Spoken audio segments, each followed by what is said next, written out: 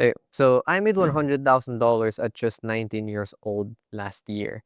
And I live in a third world country where people in this country are earning like $800 a month as their average salary. While I was earning around like 10 times or even 15 times that. I was making like 15K a month and even 20K a month.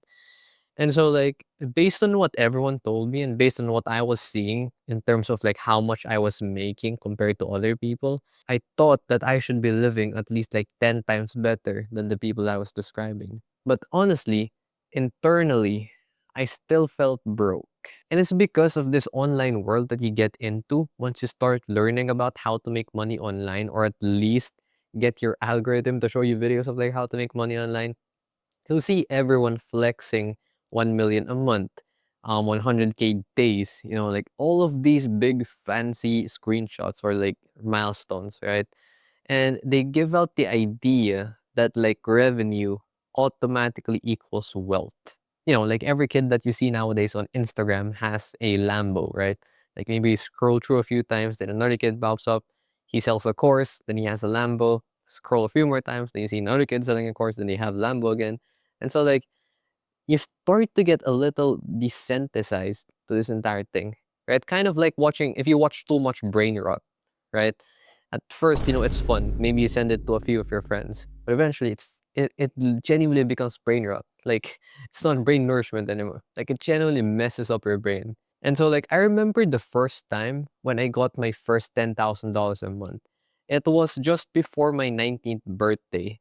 And so like on my 19th birthday, I actually hit it a few days early. That was a big thing for me. Like that was one of my biggest goals back then. Like I had this old vision board or like affirmation page that I made from Eman's old thing called like the SBA worksheet or whatever. And essentially I put one of my goals there as like make 10K a month. And like a few years later, I hit that goal. Like I remember telling myself back then, once I hit 10K a month, I'll be the happiest man in the world. Right? But then I hit the number. And sure, it was fun for like a few days. Me and my friends celebrated. My mom saw the number and, she was like skeptical of how I was making this much money online. But eventually, we celebrated. Like that was a good moment, but only for a few days. Because after that, well, everything started feeling the same, right? Like when I made my first $500 online with this business that I have now, that was when I genuinely felt like I had made it, right? Like that first taste of internet money. This time, it didn't feel like that. Instead, it just felt like just another thing, right? Like deep down, I still felt broke. Now, one of the things on why I might have felt that way, or you might feel that way if you're starting to make money online, is that revenue does not equal profit, or at least it does not equal you being rich. Because like let's put it at this way, let's say you earn like 100K like me last year, right? And so like depending on the payment processor that you use, I use PayPal because unfortunately we don't have Stripe in the Philippines. You know, it takes away like 5 to 10% of my revenue. If I have clients from like Australia or something, then it takes way more for some reason. And so like let's say worst case scenario we take 10%, there you go, I have 90K. Then the other fees come up, like taxes, and mentors or like investments into your business and like tools, subscriptions, you know?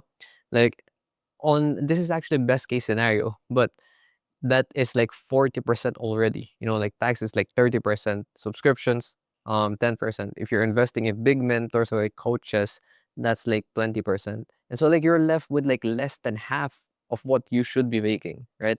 And so like the numbers that you see online, they're not always accurate of what people actually have in the bank. Like that's one of the main reasons on why a lot of people feel broke with their businesses, right? Now, that's the best case scenario if you don't have like any team members or if you don't need capital to start up your business. But what if you run like drop shipping where you need to pay for the products, right? So you can actually drop ship them. Well, that's even worse. At the end of the day, after doing all of that plus the costs for the drop shipping thing, you're left with like what? 10%, 20% profit on a good day, right? And so like nowadays, whenever I try to build businesses or offers, I always try to prioritize profit because at the end of the day, what you have in your bank account, like showing up, like actually you having it without having to pay to something or someone else, that's what matters the most. But okay, you might say, okay, so even after all of that, let's say you do get good profit months. Let's say you do make a lot of profit after, all of the calculations. Well, there's still something else that actually messes you up more than the calculation side of things, or like at least the money side of things. Because like for me, living in a third world country, like I said, even like 10K a month or even like 5K, 2K a month to me is pretty good, right? In the grand scale of things. And so like the other part is weird. It's weird because it just happens in your head. Now, there's this concept of the hedonic treadmill. I don't know if I said that right, but essentially, let's say you eat like a fancy meal at the restaurant, right? Sounds good. Maybe you enjoyed the meal and maybe you'll say to yourself, oh, well, I'll enjoy it next time. And then for some reason, your friends invite you to go ahead to that same restaurant again and eat the same meal and you enjoy it again. But then God knows how you do it again the next day. And then you start getting tired of that meal. And so like you keep eating it until eventually it just tastes like a random meal that costs $2 down the street, right? It doesn't feel special anymore. And so you start chasing for the next big steak, something a bit more tasty. And so like when it comes to hitting revenue months, or at least when you're at this point, you will start to feel that way, because when I hit my first 100K year last year, I felt a sense of accomplishment because it's a big goal, right? Like who doesn't want $100,000 on their Stripe, PayPal dashboard, right? And so like that was a good feeling. But then a few days passed and I started getting back into the grind. I started working again. I got hit with like a sense of mediocrity because I was seeing all of these guys making much more than me. I was seeing like I wouldn't say they weren't my competition, but like they were pretty close to me that I could sense that if I did not do anything now, I may not get the same opportunities that I have now, and they might get it faster than me. So I felt a sense of like urgency. And so like when that happened, I started feeling bored about my accomplishment. And so like I naturally wanted more. I wanted to hit 200K a year. I wanted to hit 500K. And then this big goal came up of like hitting 100K a month instead of a year, right? And so like at the start, that like pushed me, because that's an ambitious goal. I hit 100K and now I want to hit 100K a month. It's like being competitive. Like I love being competitive and I love reaching for these goals. But like at the same time, part of me didn't feel good because like I was constantly chasing the number every single day. I was starting to like enjoy life less. And it actually came to a point where I burnt out just a few months after I hit the big goal, right? So I stopped selling for a while. I stopped getting clients and my business came to like a halt, right? Like it stopped growing.